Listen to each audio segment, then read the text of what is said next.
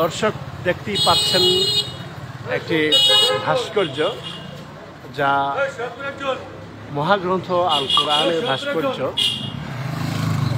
আমি যুক্ত হয়েছি অত্যন্ত চমৎকার কারুকাজ সংবলিত এই ভাস্কর্যটি আপনাদের দেখানোর জন্য। প্রবাদ রয়েছে, out of sight out of mind, আর সেই বিষয়টি একদমই বাস্তব যে মানুষের চোখের আড়াল হলে মনের আড়াল হয়ে যায়। আমি যে বিষয়টি দেখানোর জন্য আজকে এখানে হাজির হয়েছি, এখানে রয়েছে পবিত্র কোরআন শরীফের একটি ভাস্কর্য। এটি প্রস্তুত করা হয়েছে ভেদেরগঞ্জ, শরীয়তপুর জেলার ভেদেরগঞ্জ উপজেলার একদম উপজেলা চত্বরের ঠিক পাশেই এই ভাস্কর্যটি করা হয়েছে। এটি জুলাই বিপ্লবের পরে এই ভাস্কর্যটি করা হয়েছে। এখানে সিদ্ধান্ত হয়েছিল অন্য কিছু করার, পরে মানুষের মধ্যে সুবুদ্ধির উদয় হয়েছে। আমি এই বিষয়টিকে যারা করেছেন তাদেরকে অন্তরের অন্তঃস্থল থেকে আমি সাধুবাদ জানাতে চাই এমন একটা সুন্দর বিষয় উপস্থাপন করার জন্য। দর্শক, মহাগ্রন্থ আল কোরআন পৃথিবীতে 104খানা আসমানি কিতাব এসেছে। তার মধ্যে একটি হচ্ছে 104 নম্বর যেই গ্রন্থটি রয়েছে তা হলো এই মহাগ্রন্থ আল কোরআন। এই আল কোরআনের পরে আর কোনো কিতাব, আসমানি কিতাব আসবে না। এটাই সর্বশেষ আসমানি কিতাব। এখানে রয়েছে মানুষের জীবনের পূর্ণাঙ্গ বিধিবিধান, বিধিনিষেধ, নিয়মকানুন, মানুষের চলার পথের পাথেও রয়েছে এতে।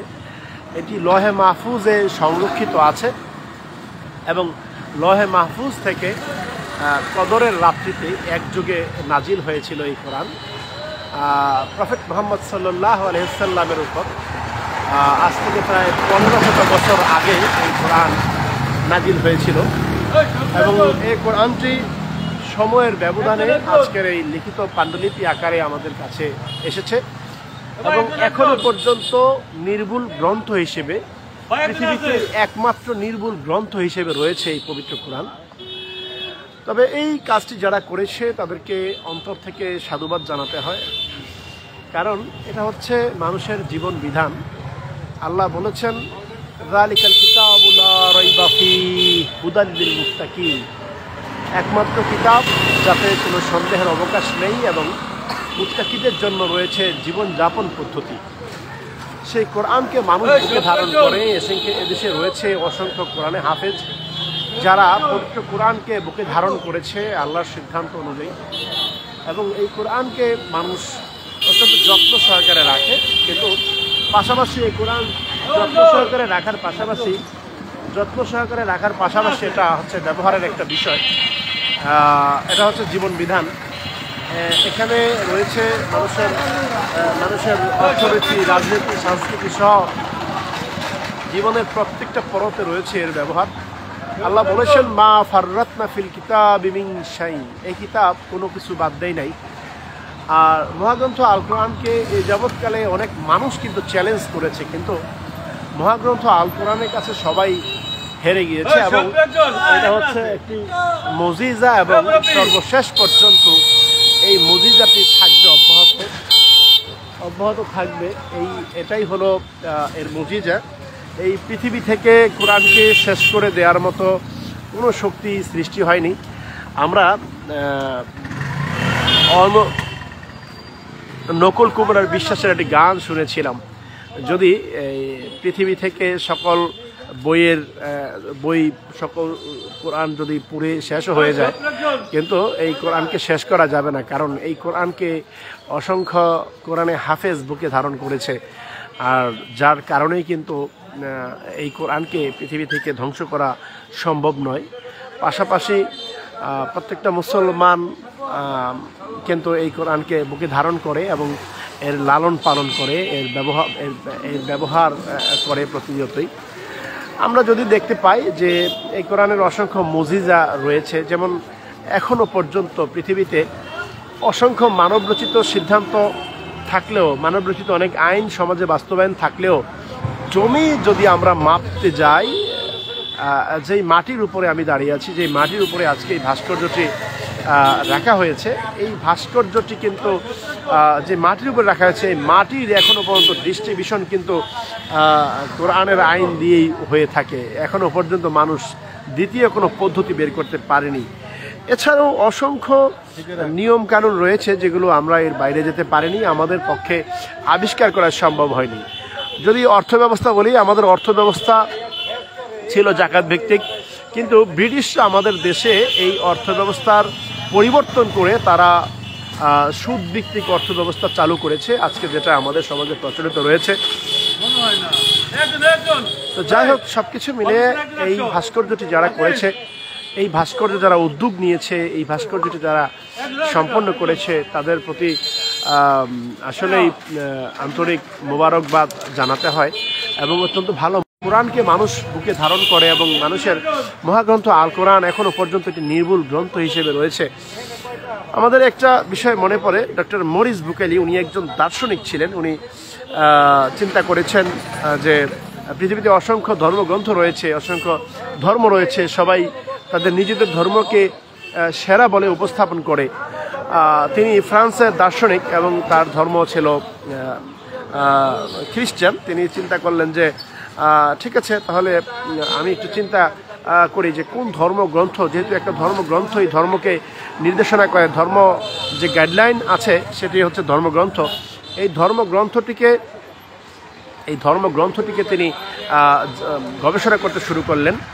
এক পর্যায়ে তিনি গবেষণা করলেন যে এই ধর্মগ্রন্থটি কিভাবে একটি ধর্মের নির্দেশনা, যেহেতু ধর্মগ্রন্থ থেকেই দেয়া হয়ে থাকে, তিনি সিদ্ধান্ত নিলেন যে কোন ধর্মগ্রন্থটি সেরা এবং কোন ধর্মগ্রন্থের মাধ্যমেই কিন্তু সিদ্ধান্ত হবে যে আসলে ধর্মগ্রন্থই নির্দেশ করবে যে এই ধর্মই হচ্ছে সেরা।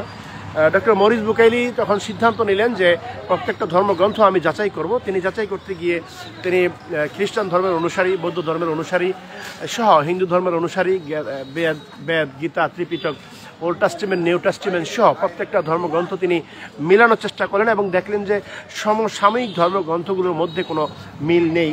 তিনি সর্বশেষ চিন্তা করলেন যে এখানে আরবি ভাষায় লিপিবদ্ধ আরবি ভাষায় লেখা যে পবিত্র কোরআন রয়েছে, এটা একটু গবেষণা করা প্রয়োজন। তিনি এই গবেষণা করতে গিয়ে তিনি ফ্রান্সের মানুষ, যেহেতু তার ভাষা ফ্রান্সিস, তিনি আরবি ভাষা অর্জন করলেন এবং তিনি ফ্রান্সের মানুষ হয়েও গবেষণার জন্য তিনি আরবি ভাষা শিখলেন এবং বর্তমান যে সমসাময়িক কোরআনের যে পাণ্ডুলিপিগুলো রয়েছে তিনি সেগুলো মিলানোর চেষ্টা করলেন এবং সেখান থেকে দেখলেন যে বর্তমান যদি অঞ্চল ভেদে কোরআন শরীফকে মিলানো হয় তাহলে কোথাও কোনো গ্যাপ তিনি না পাওয়ার ফলে তিনি চিন্তা করলেন এর আদি পাণ্ডুলিপি কোথায় রয়েছে।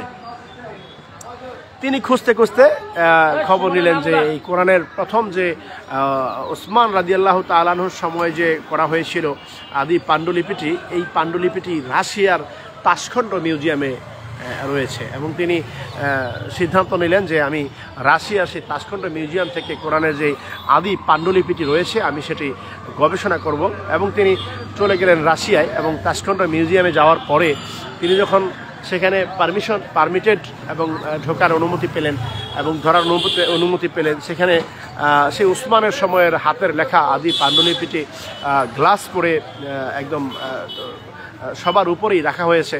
তিনি ধরার জন্য এটা গবেষণার উদ্দেশ্যে টাচ করতে গেলেন, সেখানে লেখা উঠে যে অপবিত্র অবস্থায় এটি ধরা সুযোগ নেই, তিনি পবিত্র হয়ে নিলেন এবং সেখানে পানিরও ব্যবস্থা রয়েছে তিনি যেটি বলেছেন এবং পানির ব্যবস্থা থাকার ফলে তিনি সেখান থেকে পবিত্র হওয়ার চেষ্টা করলেন, উজু করার চেষ্টা করলেন এবং উজু সম্পন্ন করে তিনি এটি ধরলেন এবং একজন গবেষক হওয়ার কারণে, উনি একজন দার্শনিক হওয়ার কারণে ওনাকে এই গবেষণা করার সুযোগ কর্তৃপক্ষ দিয়েছিল এবং সর্বশেষ তিনি সাংবাদিক সম্মেলন করে বললেন যে প্রিয় সাংবাদিক ভাইয়েরা, আমি একটা চিন্তা থেকে এই ধর্মগ্রন্থগুলো গবেষণার চিন্তা করেছিলাম এবং সর্বশেষ পবিত্র কোরআন যে আমি গবেষণা করতে গেলাম, আমি প্রত্যেকটা ধর্মগ্রন্থই অঞ্চলভেদে মিল না পাওয়ার কারণে আমার ভিতরে কৌতূহল জাগলো এবং আমি কোরআনকে গবেষণা করতে চেষ্টা করলাম এবং কোরআন যেহেতু আরবি ভাষায় লেখা আর আমার ভাষা হচ্ছে ফ্রান্সের মানুষ, আমি ফ্রান্সিস্ট হচ্ছে মাতৃভাষা, আমি আরবি ভাষা শিখলাম। এবং সমসাময়িক যেই কোরআনগুলো রয়েছে বাংলাদেশ, ভারত, পাকিস্তান, শ্রীলঙ্কা, সৌদি আরব সহ পৃথিবীর বিভিন্ন অঞ্চলে যে কোরআন শরীফগুলো রয়েছে, ইনি অঞ্চলভেদে এই কোরআনগুলো মিলালেন। তার মধ্যে কোনো ভুল তিনি না পাওয়ার কারণে এর আদি পাণ্ডুলিপি খুঁজতে শুরু করেন এবং তিনি সাংবাদিক সম্মেলন করে তিনি জানালেন যে আমি সেই কোরআনের ভুল ধরার জন্য আদি পাণ্ডুলিপি খুঁজলাম এবং আদি পাণ্ডুলিপি খুঁজতে গিয়ে আমার কোরআনের ভুল ধরতে গিয়ে আমার নিজের জীবনের ভুলগুলো ধরা পড়ে গিয়েছে। তা হলো কোরআনে যা সর্বশেষ উনি গবেষণা করে পেয়েছেন, 30টি পারা সংবলিত 114টি সূরা রয়েছে এবং 6666টি আয়াত রয়েছে। তিনি এটা বর্ণনা করলেন এবং তিনি বললেন যে আমি সর্বশেষ গ্রন্থ মহাগ্রন্থ কোরআনের ভুল ধরতে গিয়েছিলাম এবং ভুল ধরতে গিয়ে আমার জীবনের ভুল ধরা পড়ে যায়। তো যাই হোক, এই ছিল ডক্টর মরিস বুকাইলের গবেষণার রেজাল্ট এবং তিনি সর্বশেষ এই গবেষণা করে তিনি বলেছেন যে আসলে কোরআন হচ্ছে নির্ভুল একটি গ্রন্থ এবং যে কথাটি এই মহাগ্রন্থ আল্লাহ পাক হচ্ছে আল্লাহর মহাগ্রন্থ কোরআন হচ্ছে আল্লাহ পাকের বাণী। আল্লাহ পাক এখানে কিন্তু স্পষ্ট করে সুনির্দিষ্ট ভাষায় বলে দিয়েছেন, যালিকাল কিতাবু লা রাইবা ফীহি হুদাল লিল মুত্তাকিন, একমাত্র কিতাব যাতে সন্দেহের কোনো অবকাশ নেই এবং মুত্তাকিদের জন্য এটা হচ্ছে পথ প্রদর্শক এবং জীবনযাপন পদ্ধতি। যাই হোক, সর্বশেষ এই ভেদেরগঞ্জ উপজেলায় যারা এই উদ্যোগটি নিয়েছেন, স্বেচ্ছায় তারা এই এই কোরআনের ভাস্কর্যটি এখানে করেছেন এবং তাদের জন্য অন্তর থেকে আসলে দোয়া এবং পাশাপাশি সাধুবাদ জানাই ভেদেরগঞ্জবাসীকে যারা এমন একটি সুন্দর উদ্যোগ নিয়েছে এবং কোরআনকে মানুষের সামনে তুলে ধরার জন্য চেষ্টা করেছে। আমি এটাকে যেই প্রতীক হিসেবে আমি নিতে চাই সেটা হলো এখানে যেই নির্দিষ্ট ঘটনাটি রয়েছে, কোরআনকে আসলে আমরা গিলাফ করে রাখি, কোরআনকে আমরা যত্ন সহকারে দেখি, চুমু খাই এবং যত্ন করে রেখে দিই। কিন্তু এখানে যেই বিষয়টি আমার মনে হয়েছে যে এখানে যারা এই কাজটি করেছেন তারা বোঝাতে চেয়েছেন যে কোরআন আটকায় রাখার জিনিস না, এটা মাথায় রাখার জিনিস না, এটা গিলাফ করে রেখে দেওয়ার জিনিসটা কোরআন সবসময় উন্মুক্ত করে রাখতে হয় এবং আপনার জীবনের প্রত্যেকটা পরতেই কিন্তু কোরআনের প্রয়োজনীয়তা অনস্বীকার্য, যেহেতু এটা হচ্ছে পূর্ণাঙ্গ জীবন বিধান। আর এই জীবন বিধানকে যত্ন করে রেখে দেওয়ার বিষয় না, এটা হচ্ছে তেলাওয়াতের বিষয়। এখানে যারা ভাস্কর্যটি করেছেন তারা হয়তোবা এটাই বোঝাতে চেয়েছেন যে এটা উন্মুক্ত করে রাখতে হয় এবং এটা ব্যবহার করতে হয়। বাংলাদেশে